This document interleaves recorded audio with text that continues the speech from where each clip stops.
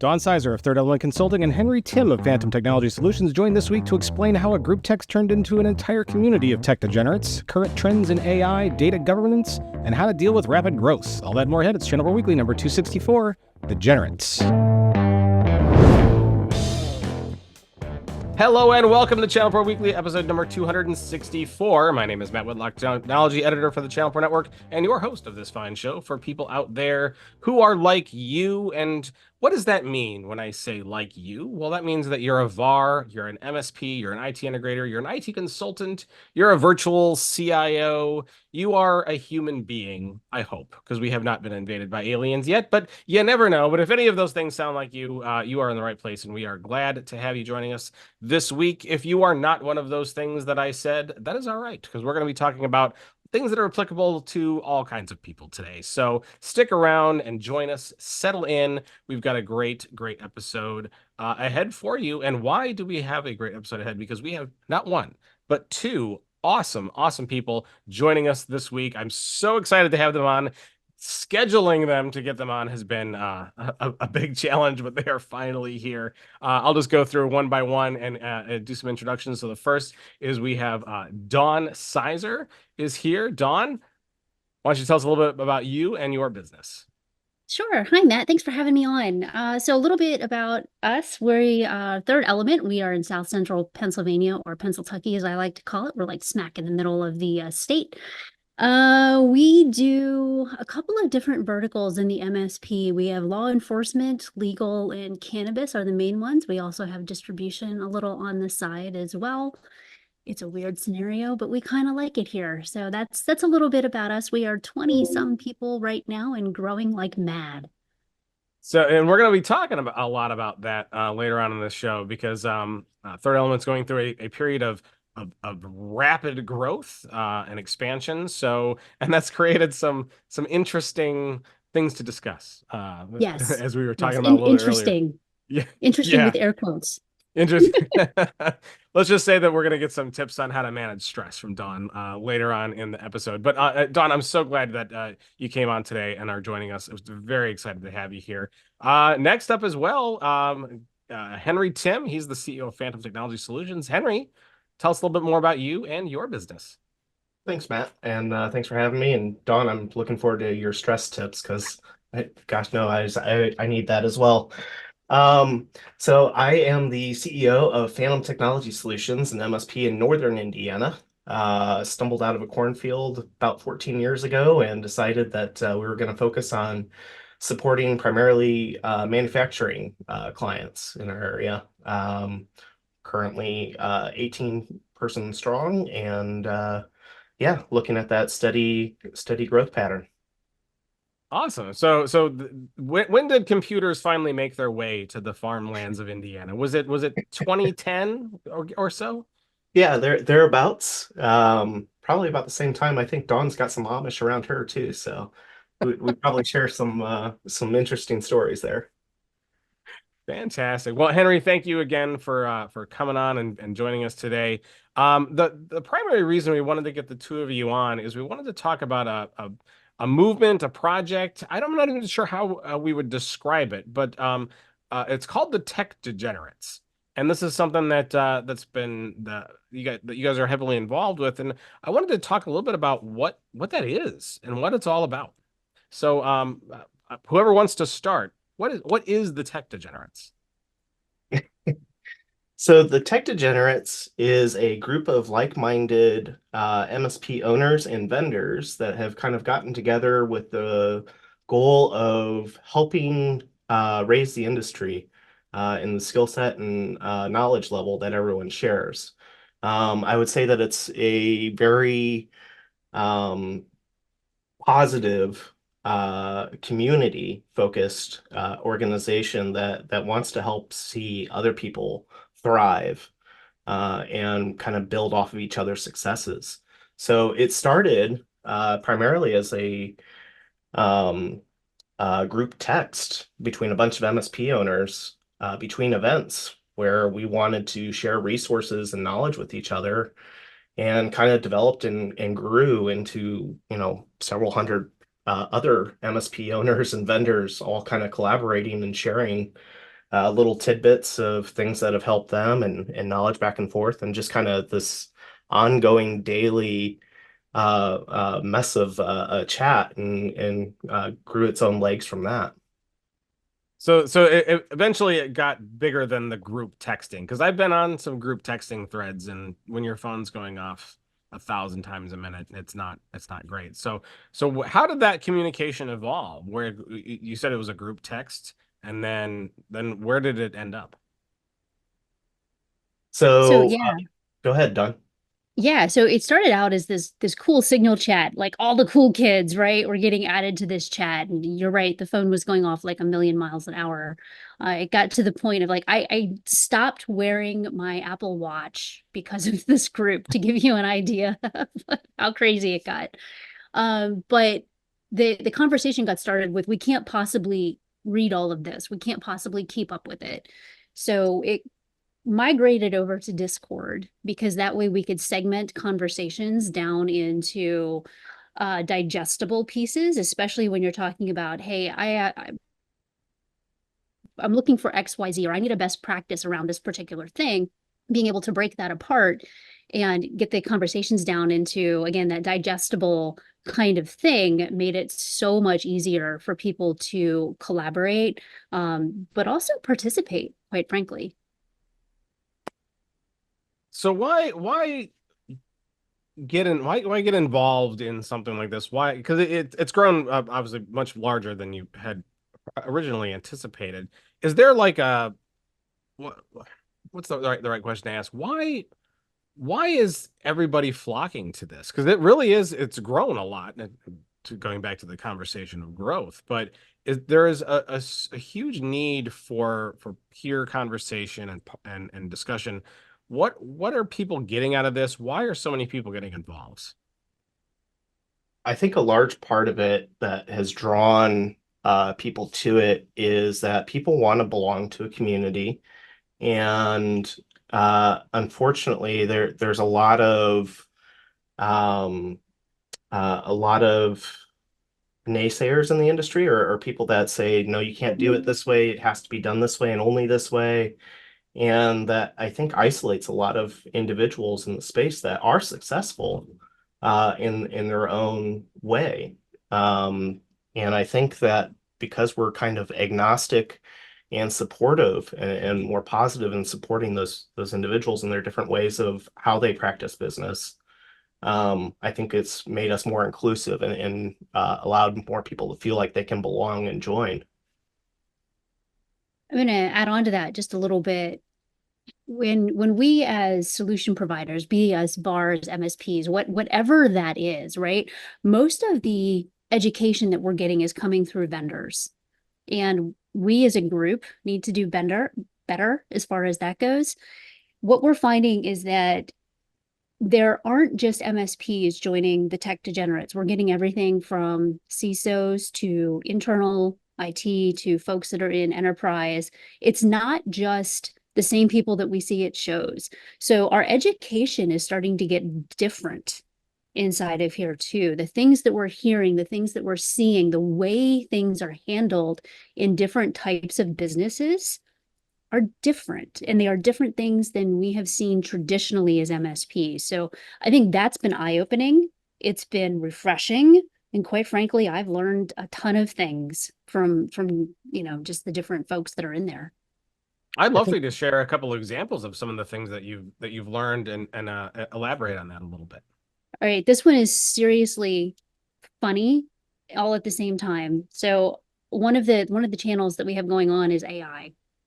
And I struggle with working out regularly because I don't always know exactly what to do. And one of the guys was like, do you realize you can just use ChatGPT to set up a full workout um, progression program for yourself? I'm like, why did I not think of this? Where have you been all of my life? I needed somebody to tell me how to do this. And, prompting it was easy enough to do, but actually using somebody else's expertise with thinking a different way, again, silly kind of scenario here. This is on the personal side, but I was able to put together a workout program specifically for me with the issues that I have. I have some joint issues and some other stuff going on, and it did a really nice job putting together a program for me. So great use of AI on the personal side of things where you don't necessarily have to pay a personal trainer, but any gym that I go into at any hotel, I can just redo my prompt and then it'll build out a workout program for me based on what's in front of me, which is kind of cool. That is kind of cool. Henry, what are some of the things that you've picked up and learned that has surprised you in your interactions in the group? I think the fact that it's not necessarily professional led in the sense of there's a lot of personal discussions about things that are hobbies or things that drive a lot of the individuals in our space on a personal interest level. Yes, we're talking cybersecurity alerts and best practices and things of that nature in tech. But there's also a large amount of discussion that happens in there about 3D printing and sports and, cooking, things that, we can all kind of relate to in some way or another, and identifying passions in some of these um, people that are, you wouldn't necessarily associate those passions with in our space. It's nice to kind of see them through that filter. Why? Great, Oh, go ahead, oh, Don. another great thing that came up not too awful long ago, and it was a great question posed by one of the members, was how do you take all of the data and the information that gets thrown at you at a conference, and how do you digest it appropriately and share it with the team? So a bunch of people were giving ideas on, how do we do this? What does this look like? Do you use a steering group? Do you use this? Do you use that? We use a Teams channel, so it's coming in live to our folks. There was a whole bunch of conversation around that particular thing on just something as simple as, I have attended a conference and now I have all of this information. What do I do with it? What was kind of interesting too is there, of course, there's a ton of events going on right now, and so you can't be at every event. And so what we're finding is we've established channels for all the major events within the Discord that are happening at any given time, and you're seeing kind of a real-time capture of what people are learning at those events. So even if you aren't there, you're getting some of the tidbits at least to walk away from and the highlights of them within the channels, which has been very nice. Yeah, essentially the event highlight reel, because I was supposed to be at London Tech Week this year, and due to growth, that didn't happen. But Henry got to post a whole bunch of stuff in there, and I didn't feel like I was there, but I got the highlights. So That is interesting. There are a lot of events, right? So actually, that's a pretty interesting use for to get a little bit out of every event without being able to go to every single one. That's a pretty cool aspect of the group. What it's not that how did you get involved? What I'm really curious about the name. Why Degenerates? Like, where did that come from? So the idea of the name came out of that we didn't want to be the towering know-it-all aficionados of the industry. Is we wanted to humanize the fact that we all make mistakes. We're all still learning. We all want to have fun in everything that we're doing, and just kind of poke fun at ourselves a bit. Because it's just talking to successful business owners and MSP owners, there's no particular one mold that fits every successful business owner. We've all got a different way of doing it. Dawn's got a different way of doing it than I do. And even if we use the same tool set, our approach is very different. And I think that it's important to really humanize and show that we can have that fun and show our weaknesses and be vulnerable as well. and some of it too, a lot of times when you're talking with, other business owners, you don't necessarily hear like this amazing success story of how everything was perfect. When you sit down with them, they're like, oh, don't do it this way. Don't do that. I know you're thinking that's a great idea, but don't do that. And I can tell you why.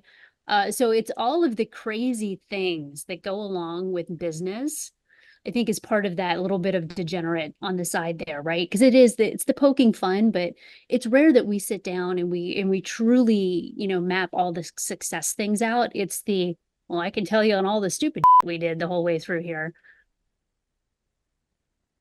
Awesome. So how do you keep growth of this group controlled and contained? How does one get involved? Is there a vetting process? Is it invite only? Can anybody invite anybody? How does that work to keep it, with the right group of people? Because it seems like if you get the wrong people in there, it could kind of turn the group the wrong way, So So there is a little bit of a vetting process, go not ahead. so much as like, oh, you have to know someone to get in and there's a secret handshake. It's not like that. It is, you'll see us out at events. A lot of times we'll invite people specifically, or you can, hit our webpage or, whatever. Wherever you see us, you can click a link and join.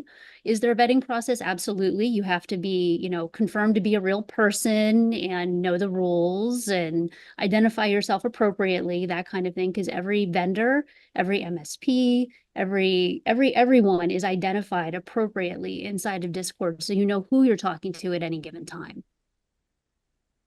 I think Interesting. the community is also really good about a little bit of self-moderating or policing there. If someone starts acting out one, they'll most likely call them out for it. So like we have a rule about no sales pitches. There's a designated spot for sales pitches, but outside of that, in the majority of our channels, there's no direct sales. And people are really good about calling that out if they see it and reporting it. And for the most part, everyone stays in line. I don't, maybe once a quarter we have to remind someone. Wow. So you haven't had to kick anybody out of the group yet? Not Not for that. not not for that. No, that's great. Because community building is hard, and you always end up with those bad apples on occasion. But it's good that your process is working. What's the goal of the Tech Degenerates in the long term? How is it going to grow? Do you want it to grow more? Where do you see that going over time? Because there's a website now, and there's like booths at events. So what's the long term vision for it? So I think it went from us sharing resources amongst each other to figuring out, okay, so how do we, one, further build that community, but how do we educate MSPs and vendors to be better? How do we consult and enable them to do better? And can we develop tools? So not only are we helping them understand what does good look like for them, but also how do we help them stretch for that next level beyond where they are? Because a lot of what we're seeing out there in the space, unfortunately, is a lot of stagnant content and education. We want to try and help everyone reach that next level, including ourselves. When it gets to a point with the education, especially that there isn't anything beyond a certain point, and some of us have reached that point. And we're like, okay, so what's next at this point? Where do we go from here? Where do we find, that information? I actually had that conversation with somebody in the space, and they're like, oh, you are the content. I'm like, it's not really kind of fair to us. Like, where do we find the thing that's going to get us to the next level? Because the things that we've done thus far are not going to take us to the next spot, right? So where is that at? And we haven't found it yet, so we're making it. So you're making it. Well, very interesting. Very interesting. What are the hot topics in the Tech Degenerates Discord right now? What are people talking about? What's exciting and interesting and new, or any topics where there's a lot of contention or disagreement? Share a couple of those with us if you can.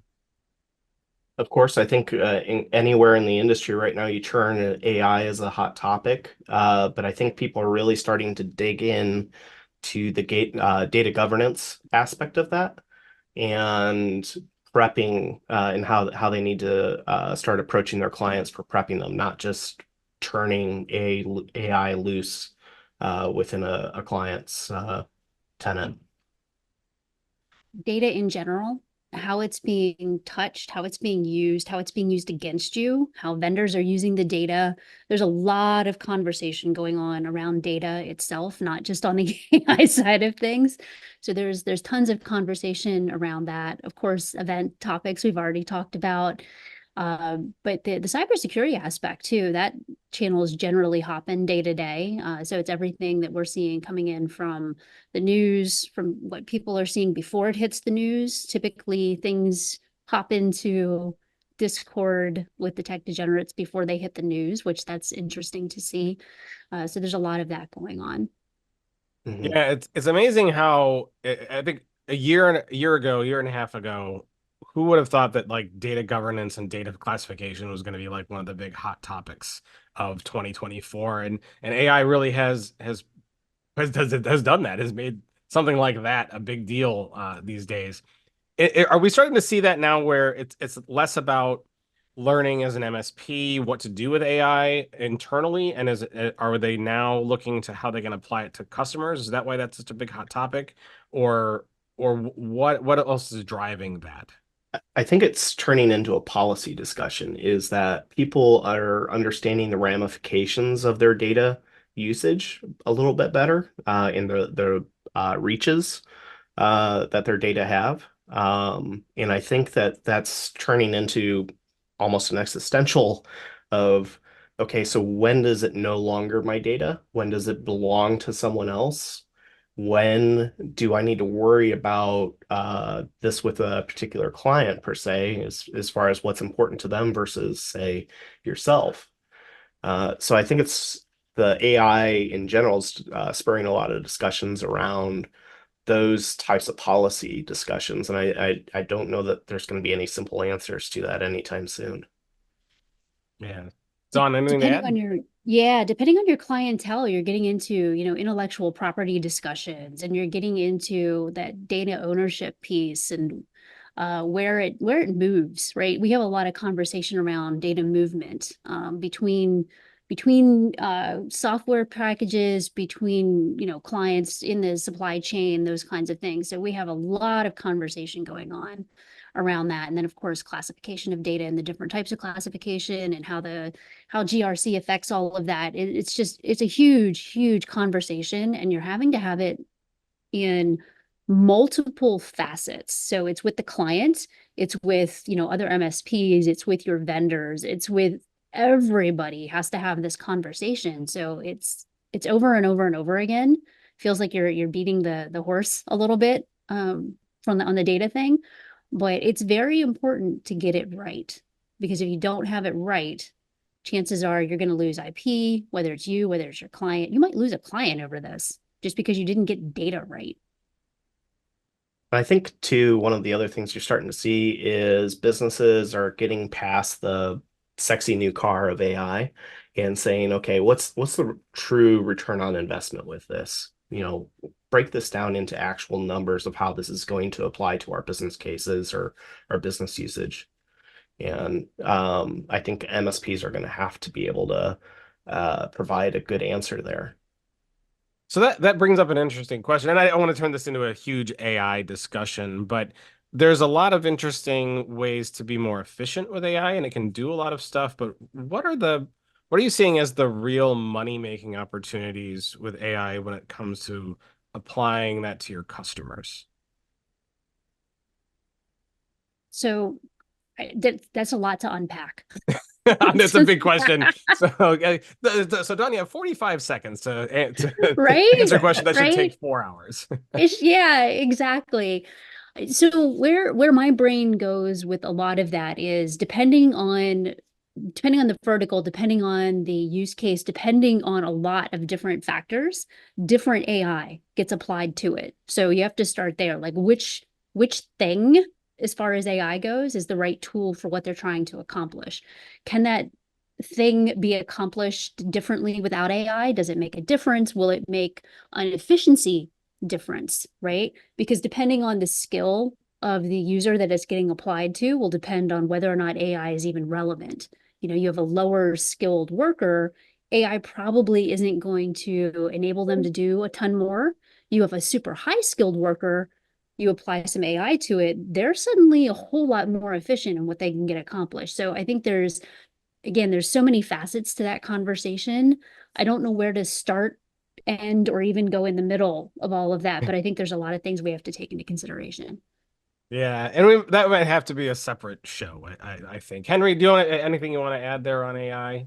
With its application to I think customers? it's important that we remember that it's a tool, and how we apply that tool is going to be different given the different scenarios that you're within. So whether that's upskilling workers or data correlation, that there's, I mean, obviously so many different uses for it. I think that the big thing is going to be people looking at what those low-hanging fruit scenarios are that don't compromise the intellectual property, as Dawn was mentioning, as well as kind of that data sovereignty and data governance aspect of things. Yeah, everyone I've had talked to about AI and customers, it comes down to, a lot of times, to a conversation of efficiency, which is great for the customer, right? It's good to make your customer more efficient because it makes them more profitable. I'm trying to figure out is, where is it profitable for the MSP, right? Or the solution provider? Where do you make money in that? And there's money to be made on the data governance side and preparing the customer and consulting. But after that, other than selling them a license to Copilot or to whatever language model you think, I'm like trying to think, like, where's the meaty parts that you can make money in, as that maybe not LLMs, is like small language models, something that an MSP could set up and operate for them. Like, are there any like money making opportunities like that? I think Yes. there are on the integrator side of things. I think once beyond that, it starts getting a little bit more soothsayer as far as what's actually going to come down the pipeline. One of the comments I heard recently I really liked was the future is how society reacts to the technology, and we have not reacted yet to what AI can enable. So yes, it's out there, but society as a whole hasn't determined how we're going to necessarily embrace it and use it. We've got these individual cases and uses, but nothing that like an Uber type of scenario where it was a paradigm shift of how you get into a stranger's car and go places. Well, the last time I got into a stranger's car, it was at an intersection, and they didn't know I was going to enter the vehicle, and it didn't turn out well for me. I'll say no. I thought it sounded like there was something you wanted to add to that. There's if we jump back a little bit to automation, right? We have the ability to affect automation with AI. And I think that's probably a great spot for a lot of MSPs to start making money there, whether it's a Microsoft license or something else. Yes, it's Copilot, but there is something called hyper automation where you can essentially unleash some AI into some of your automated processes that you have. It will speed up efficiency, cut out steps. It will do all kinds of cool little things to make things incrementally better. So hyperautomation is one of those places where I would see that, because it will crawl through the data and figure out how to make your data better, and especially the workflows that you already have going in your business. That's one place I think we would all react to it. You know, if we can just make things easier or skip steps or somewhere along those lines, I think that's a great spot to start. And that's easily applicable to any business out there. Yeah, interesting stuff.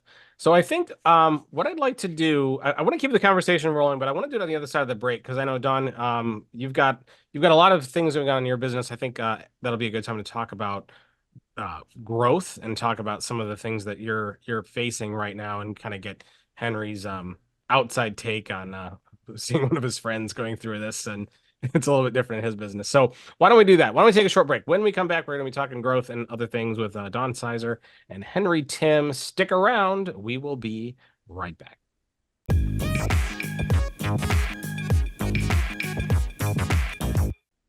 And we are back now with part 2 of this episode of Channel Pro Weekly. We've still got Don Sizer from Third Element Consulting and Henry Tim from Phantom Technology Solutions here with us. We had a great first half talking about the Tech Degenerates, which is kind of a group community peer networking thing that they've gotten involved with early on and has grown into large levels. We learned a little bit about that, which is really cool. Talking a little bit about AI. But one of the things that I wanted to talk about here on the other side of the break is the period of rapid growth and expansion that Dawn's business is going through, and how how that's taking an impact on not just her business but on her personally. Because I know that she's been a stressed individual lately, especially the last time I talked to her at our show in Baltimore. Which what I should ask you about that too, and what you thought about that show. But Dawn, tell us a little bit about the situation that you got going on right now. So this all started with, we onboarded a client in January, and they're a phenomenal client. We love them to death. And they're all over, well, they weren't at the time.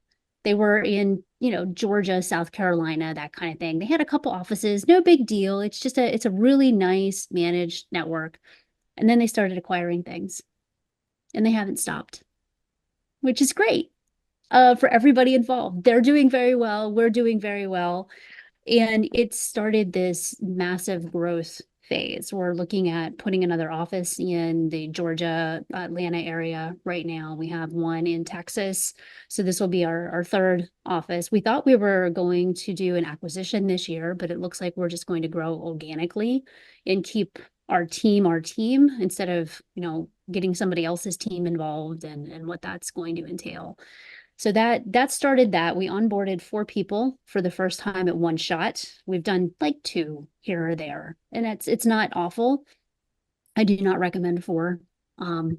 It's especially not 4 in different departments. So we had 3 people come in on the tech side and 1 sales guy. So it's been stressful. There's no way around that. It's a lot of things to juggle at one time. There's a lot of pieces that we were not prepared for. Sales guy, we were not prepared for. It was just one of those things that sometimes karma comes around and the stars align and everything is like just in the right spot at the right time. And this is one of those scenarios that happened. So we were able to get somebody that we worked with on the vendor side previously as one of our account managers, salespeople kind of things, and they jumped ship and came over to us. So luckily, it's somebody we had worked with in the past, really liked, had formed this long-time relationship with, and now he's part of our group, and couldn't be happier as far as that goes.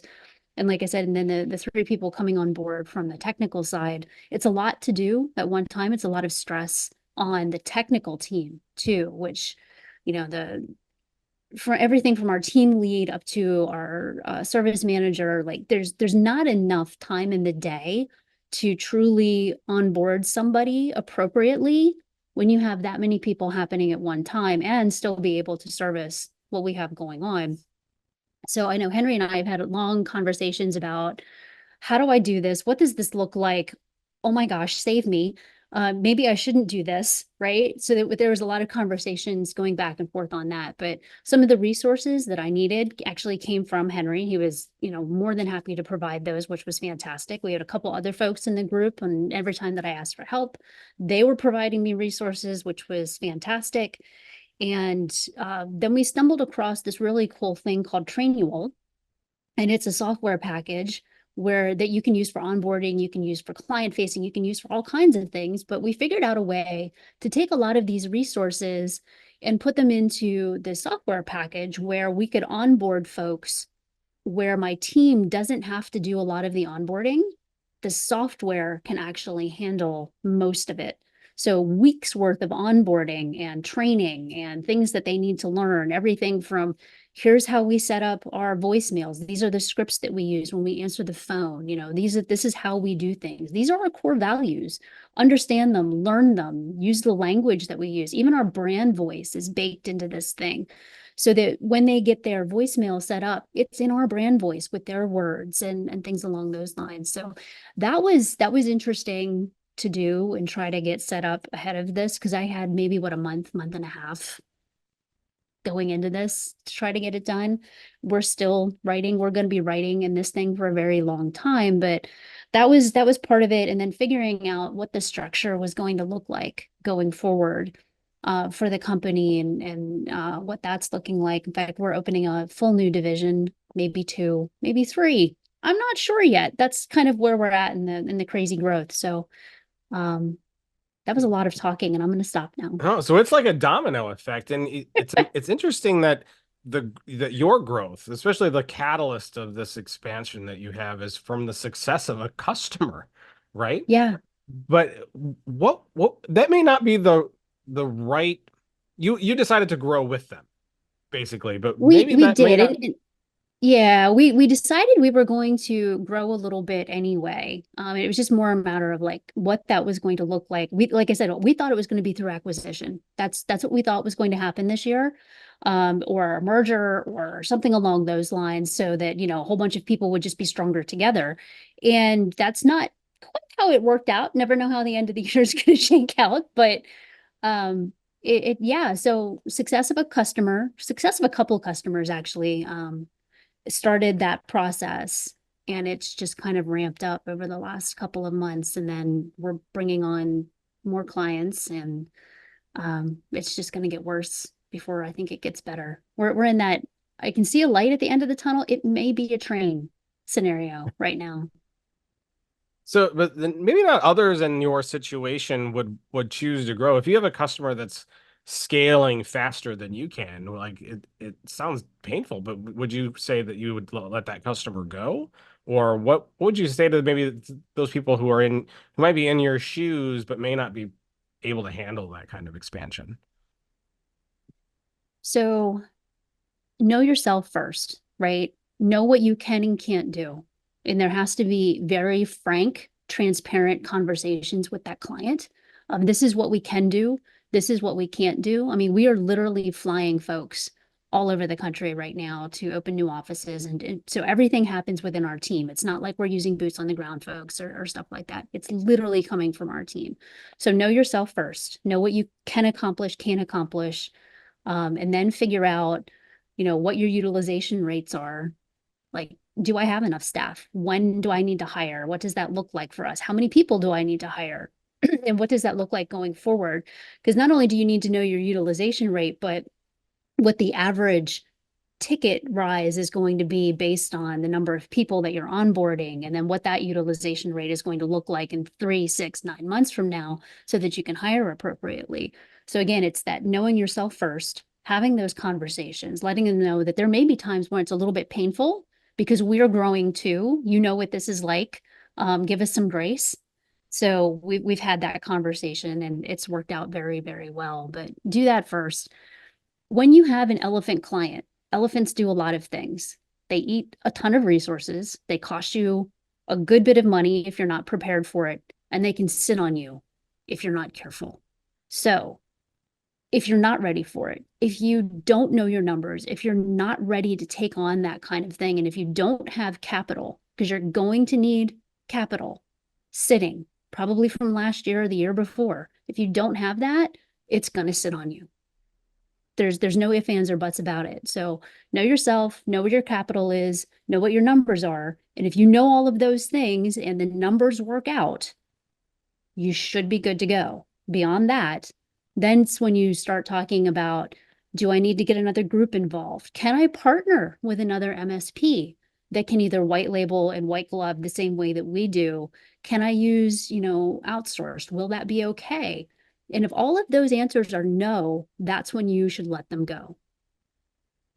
Interesting. Henry, you're kind of an outside observer, but you've been helping Dawn through this process. What are some of your thoughts? Like, I don't know if you have any elephant-sized customers that like to spit peanuts or whatever at you while you're sitting there, but what do you think of this situation?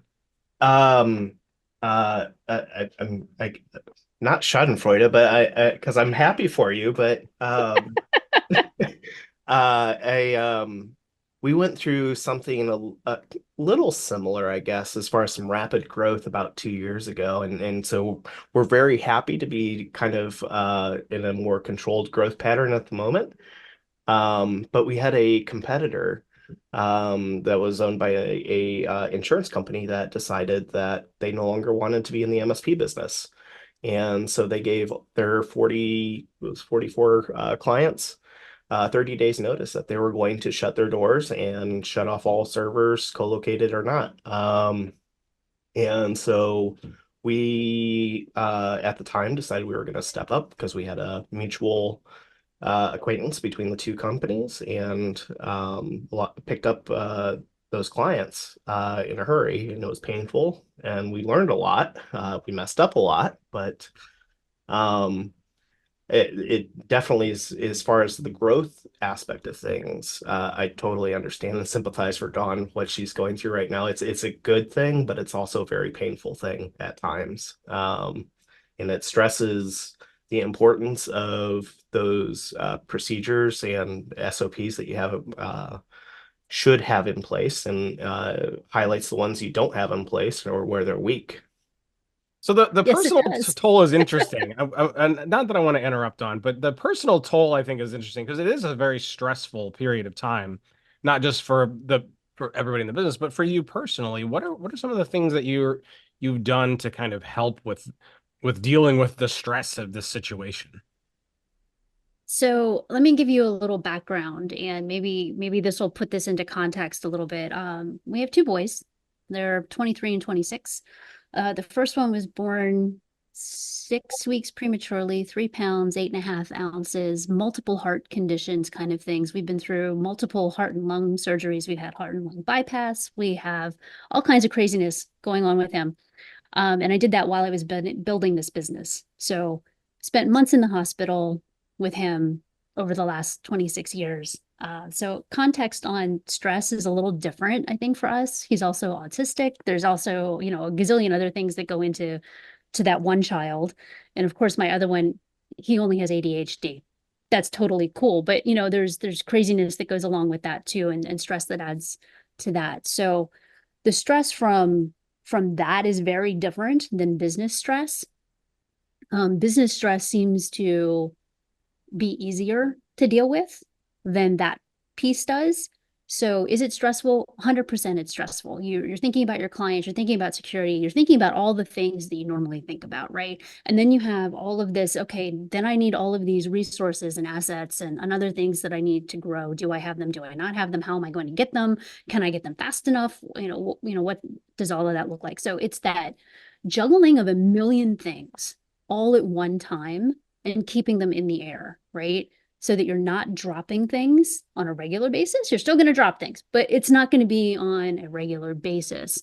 So getting that all taken care of, it's miserable, it's tolerable, but I also know that there's a finite period of time where either this is going to work and it's going to go, and it's just going to get to the point where I can just keep hiring people to do the things that, quite frankly, I'm going to offload to them, and get that going. So From the it's outside, I would tolerable. say one of the things Dawn, and David do really good is they're very good about stepping back when they need to, realizing that, okay, this, I can only affect so much change here, and I'm only as good as what I can put in. And they're very good about taking that step back and recharging themselves when they need to, and go for a drive and have fun in the car, or go do what they need to recharge their batteries. But they're very good at having that self-actualization to recharge. And Henry, what We are some of the do. things that you do to kind of unwind and deal with stress? Because I mean, any MSP or business owner is going to be dealing with stress all the time. Sure. So you see it in my office behind me here is I have a piano and guitar here. So when everyone leaves for the day, I can beat on those things, and it kind of disconnects and allows me to get out some emotions one way or another, and um, takes me away from whatever may or may not be on my mind from the business or personal, and gives me that little bit of escape. So That's having those here in my office is huge. So you play. So for those who are watching on YouTube, by the way, hit the subscribe, hit the like, hit the bell, hit I don't know, start pressing buttons on YouTube and see what happens. Maybe you will break it. I don't know. One day it's going to happen. You've got a very interesting assortment of things behind you. So like you've got a guitar, so you play the guitar, right? Yeah. All right, you play the piano. I see a piano. Yep. Okay, so we got multiple instruments going on. How many instruments do you play? Oh gosh. Yeah. So I've also got a saxophone, a violin, and a trumpet here. So, but yeah, I Wow. play a plethora of instruments. It's just kind of always been something I've enjoyed. Wow, did you go to school for music or? Nope. I mean, I played in high school, but didn't do anything beyond that. Wow, that's amazing that you have so many instruments. That's and such musical ability. That's crazy. But you've also got a lot of other weird things happening. I think we see like 5,000 badges. So is that like do you save every badge from every event you go to? Yeah, there's a few hundred badges kind of outlining some of the walls in here of all the different shows that I've either gone to or spoken at over the years. Awesome. Is there some Channel Pro ones up there? Oh yeah, absolutely. That's pretty cool. So that's fascinating that you got such an interesting background. And then we also see some pictures. Sorry, Don, you have a big blurry background, so you don't have anything interesting to talk about. It's Um, okay. but Yeah, lots of we- pictures from travels over the years. I enjoy kind of traveling the world and seeing things from other communities and people's perspectives. And so yeah, I like getting out there and just kind of memories from all over the world. super cool. So of all of your instruments that you have, um, which one is your favorite to play? Piano. Piano. Sure. Yep. And then are you more of like a classical piano guy or more like a rock and roll piano Blues and guy? jazz. Blues and jazz. Blues and jazz. So Yep. you probably do that stick to that for your saxophone as well, I would assume, right? Yep. Awesome stuff. Awesome stuff. Well, guys, unfortunately we're out of time. I've got a couple stories on the site that I want to point people to, but we'll say goodbye here in just a moment. Um, so what do we got on channelpronetwork.com this week? And of course, channelpronetwork.com is our website. That's where you should go each and every day. Bookmark it, set it as your homepage. We've got all kinds of great stories. I know Henry and Dawn, you probably visit channelpronetwork.com at least 50 times a day. At Am I at least. least Please. close? Yeah. Yeah. 50, 60, maybe. Okay. Even if you hit it once. Once is good, but just make sure you're keeping an eye on that because that's where we got all kinds of great breaking news and other great stories that'll help you as a business owner. So we've got a lot of our stories from our Q2 edition magazine hitting this week, as well as some other interesting stories. So, Channel Pro's top 20 MSPs for 2024. That story is now up online. You can go check that out. We've got Channel Pro's top 24 profit driving solutions for MSPs. So a couple top lists there, but both really interesting. We've also got a story about usage-based pricing. That Pia's introducing a new model for their AI desk, and we have an exclusive interview with them. Very interesting interview. I encourage you to check that out. And of course, we have a story about Midwest MSPs being treated to personal stories, demos, and more at our Columbus show. So it's kind of a recap of our Columbus show. Now, Dawn and Henry, you guys were at our Baltimore show. I mean, why, in your words, should somebody check out a Channel Pro Live event? There's far less pitching going on at a Channel Pro event than there are some of the other ones. There's a lot more education that's happening, and it's peer-to-peer education, which, quite frankly, is more valuable to the average MSP. The vendors that you have are a little bit different. There are some folks there that I haven't seen before. I don't think Henry had seen some of them either, which was kind of cool. Some of them had old friends working at new vendors, so that was kind of neat to meet up with a couple of them too. So, yay. Yeah, I think it's a great opportunity for people to start building that community of other people in their local area, as well as share those resources back and forth. There's a lot of education and knowledge out there to be shared, and even if someone is quite literally across the street from you, with the same stack, they're going to do things in a different way, and they'll have some tidbits to share with you. We live in a very unique and interesting industry where people are very open and honest and want to see each other succeed. So get there and learn and help grow your business. And you heard it from them. I did not pay them stacks of money to say all of the things that they just said. There's a lot of value you're going to get, folks. And I really encourage you to come and register for one of our events. Come and network and learn and engage. It's as you heard from them, it's a great experience. You're gonna get a lot out of it. So what events do we have coming up? Well, we got our Channel Pro Deep Dive. That's an online event, very easy to get to because anybody can attend. You don't even have to wear pants. Right, just make sure you keep the camera up if you do that. But no, it's very simple to get to. I encourage everyone to register for that. That's on July 17th. That's strategies on selling cybersecurity services. I'm going to put some QR codes up on the screen here while I'm talking about this stuff. So make sure that you're scanning those and get registered. After that, though, Channel Pro Defend, our first Defend show of the year. We're doing 2 of those. It's a cybersecurity focused show, 2 days, lots of breakout sessions, a lot of good cybersecurity conversation. Our first one is on the East Coast. That's on August 7th and 8th in Island, New Jersey. Free for qualified attendees. Make sure that you register for that. Use our promo code podcast24 is what we're using right now. So put that in there when you register. It goes a long way. It helps us out. And then we have another Defend event coming up later in the year. That's in LA.